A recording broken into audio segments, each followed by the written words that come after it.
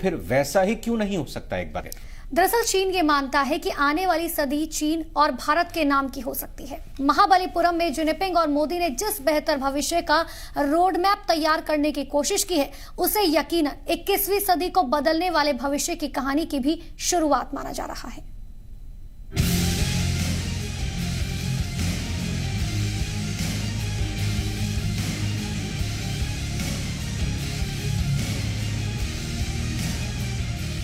प्रधानमंत्री नरेंद्र मोदी और Xi Jinping दोनों अपने अपने देश के सबसे शक्तिशाली नेता और दुनिया में मजबूत नेताओं की पहचान। मोदी और जिनपिंग की पहचान ग्लोबल नेताओं की है।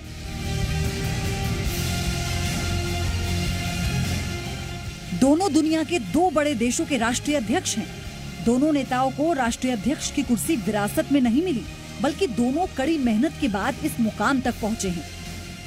प्रधानमंत्री मोदी ने प्रचारक से प्रधानमंत्री बनने का सफर तय किया, तो शी जिनपिंग चीन में शासन करने वाली कम्युनिस्ट पार्टी में पार्टी सेक्रेटरी पद से प्रेसिडेंट की कुर्सी तक पहुंचे हैं।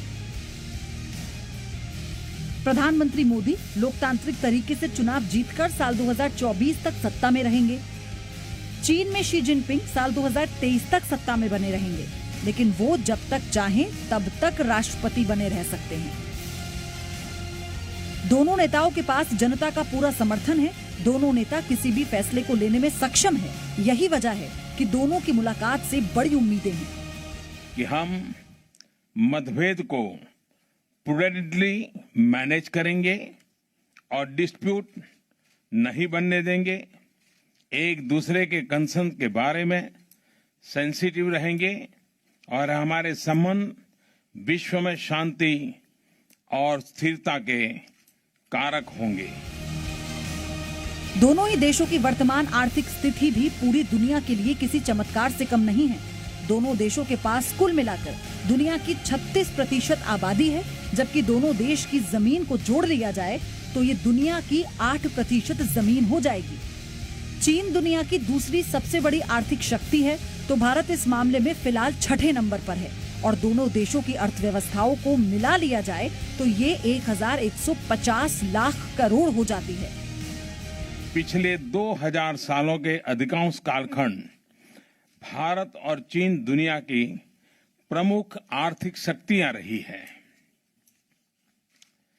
अब इस शताब्दी में हम फिर से साथ साथ उस स्थिति को प्राप्त कर रहे हैं। चीन और भारत के बीच आज भी विवाद का सबसे बड़ा मुद्दा हिंद महासागर ही है।